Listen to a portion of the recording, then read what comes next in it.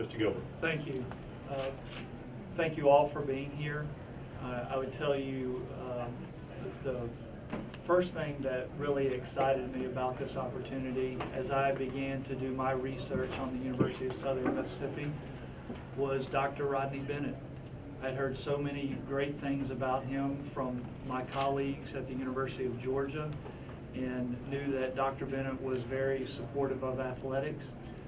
The relationship between the athletic director and the president is paramount in success, and so I felt very comfortable. I also knew about the long-standing success of the University of Southern Mississippi. The brand that Southern Miss has is profound across the Southeast. It's something that I hold dear. There are a lot of institutions that have things that maybe we don't have, but I can tell you this, they don't have our brand, and that's what attracted to me to this community, and I couldn't be more excited to be here.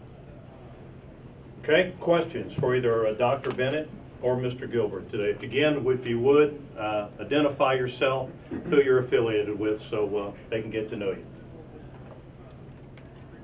Go ahead, Patrick. Patrick McGee, Sun Herald. What was it, whenever you started out the search, what did you look for and what did you see in him that made him the ideal candidate? Okay, thanks, Patrick. I think what I was looking for and what I found was what we all saw during the press conference out there, a real sense of compassion and transparency and honesty, a real caring person that loves his family and shares the values of South Mississippi in particular and the University of Southern Mississippi. He's looking for a person with depth and breadth of experience, with a real vision for what the University of Southern Mississippi could evolve into over the next 10 or 15 years. And I feel confident that we were able to get every one of those with Jon Gilbert. Mr. Gilbert, Jason Mons, the Hattiesburg American. If you could kind of elaborate a little bit more on the strengths, on your strengths, what you plan to bring, and so forth. Yeah, well, I have a broad-based knowledge of athletics. When I started at the University of Alabama, I started for the great sum of $12,500 a year in event management. So I've worked in event management, athletic facilities. Mal Moore saw something in me and actually moved me from event management facilities into athletic development. And for those of you that are familiar with how athletics works, most people don't make the transition from an event management facilities guy into asking people for money. So I was very fortunate there. I also had the experience of overseeing Tide Pride in the ticket office there, marketing and promotions, and then multiple sport administration opportunities. When Dave Hart arrived at Alabama, he moved me into the external role there. Spent 2 years doing that. When Dave accepted the job at the University of Tennessee, he asked me to come be his number 2. And so at the University of Tennessee, I've helped Dave Hart with the day-to-day operations of the athletic department. John, Jordan Crump with WHOT. Just talk about your transition coming here and just all the people that you've met. Talk about how it's just been so far. Fast. It has been really fast. Dr. Bennett made the formal offer, which when he called before he finished his sentence, I said yes. And I arrived here late yesterday with my family. Chad and Catherine Driscoll drove us around and showed us the community. Couldn't be more excited to be here, but it's been a very fast and process. But I would also tell you, it's been a very thorough and efficient process. The search committee, Dr. Bennett, were very thorough with the questions that they asked and the ideal candidate that they were looking for.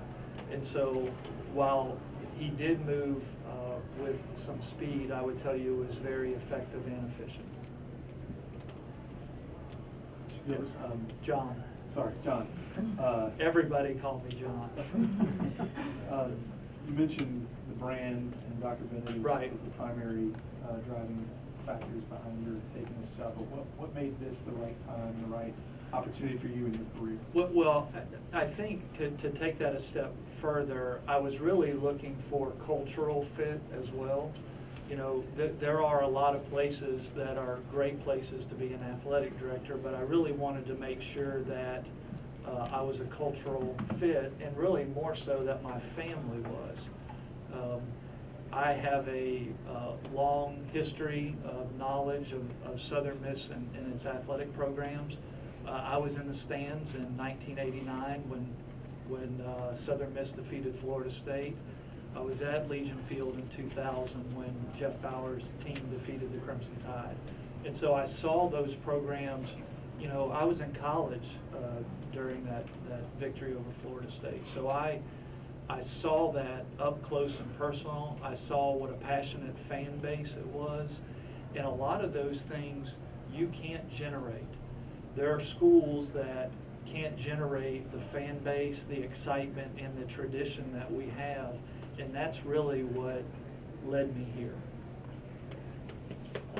John, I know this has moved so fast. Right. But have y'all talked about primary goals getting here? What's gonna, if both of y'all could address that, what do you see as the main goals early on? Would you like me to go first?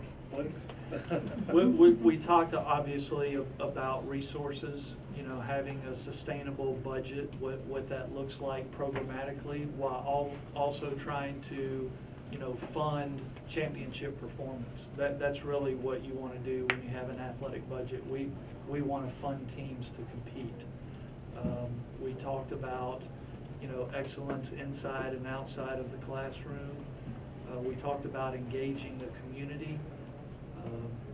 Making sure that we are out, that they know who we are. And then we talked about communication. I alluded to this in my remarks, and I do believe this. The most important relationship is my relationship with the president. I do feel it's my job to keep him informed. And I would tell you, this is not all about me. That is, you'll learn that quickly. This is about Southern Miss, our student athletes, the athletic department, and the university at whole. This is not about Jon Gilbert. I'll be happy when this day's done, because my focus will be on our student athletes, our coaches. I believe in an upside-down org chart. I'm here to support our student athletes and our coaches and our staff be successful. That's really who I am in short, and you'll learn that very quickly. Joyce Kinsey, student friends, you talked a little about Dave Hart and you guys' relationship. Talk a little bit more in depth about how he's guided you along the way. Well, Dave, I've known Dave for a long time. We actually did a game together while I was at Alabama and he was at Florida State. We played a neutral site game, really one of the first in Jacksonville. And from that moment, our relationship blossomed. I would tell you, he has more integrity than any man I've worked with in college athletics. He wears his values on his sleeve, and he's just really taught me how to be a leader. And I couldn't be more thankful for the experience that I've had with him and his wife, Pam. You probably have a pretty good understanding of the men's basketball program and what it's been through the last few years. I do. If you could, I don't know how much, looking back on the Tyndall situation, and how Right. much did you kind of relay that to them, how much you understood what they were going through? Well, obviously, there were conversations between the two schools when, the issues arose. We were in a different position at Tennessee than they were at Southern Miss. And so there was dialogue. I would tell you it was at a minimum, very high level. Both institutions obviously suffered from that. I'm hopeful that we can all move on and continue the healing process that's already begun. Derek Pierce with Fox 23 News. Being a former collegiate student athlete, how does that help you with your job and also helping support the student athletes here? Well, I'd take it a step further. First of all, the student-athlete experience was transformational for me. I really do understand what our student-athletes go through on a daily basis. One of the first things that I'll do when I return to the Hattiesburg community is I want to walk in their footprint. I want to walk where they walk. I want to go in their residence halls. I want to go in their dining facilities. I want to see everything that they see. When moms and dads come to campus, they don't ask to see what a skybox looks like. They want to know, where's my baby going to eat, where's she going to sleep, and where are they going to study. And so I will walk the student-athlete footprint, look at what we have, and see how we can build upon that. I also think I have a unique experience in that I was a graduate assistant football coach. I worked for a gentleman named Roy Kidd, who's one of the winningest 1AA football coaches of all time. And so I have a unique perspective of being a graduate assistant football coach on the college level, and then my 2 years of coaching high school in Lakeland, Florida.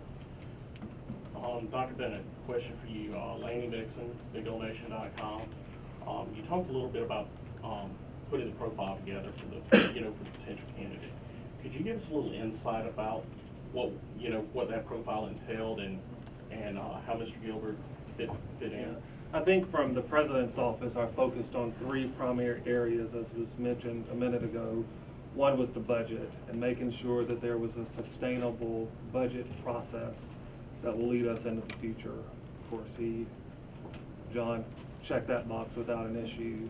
And then a real commitment to fundraising and private giving. That is a very important part of the way forward for the University of Southern Mississippi. And then finally, to make sure that our long-term placement in terms of competitiveness is where the university and our stakeholders want us to be. And so we've had extensive conversations about how do we determine our placement from a competitiveness standpoint. So those are the three primary buckets, if you will, that I focused on. Communication is really important, so we talked a lot about communication. We talked a lot about general administrative tasks and responsibilities, because after today, after you guys go back to your stations and to your departments, we still have to do payroll.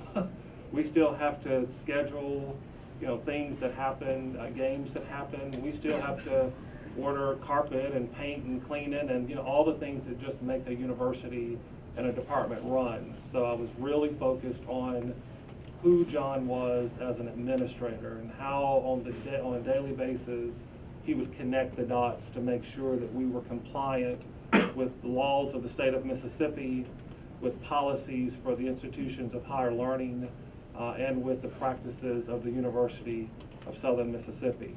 I really wanted a person that wanted to be at the University of Southern Mississippi. It was very important to me, and was almost a deal breaker. I had to believe it and sense that you wanted to be here.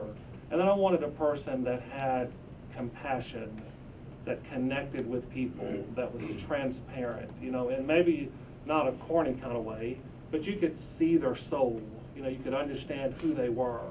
And our students and student athletes would be able to connect with that person, because that's who we are as a university. That is the University of Southern Mississippi. Our bread and butter is built on our ability to connect with our students, to move them from where they are to someplace different in a way that's meaningful and in a way that's transformative. And that's what Jon Gilbert brought to the table, and consequently, that's why Jon Gilbert is sitting here today.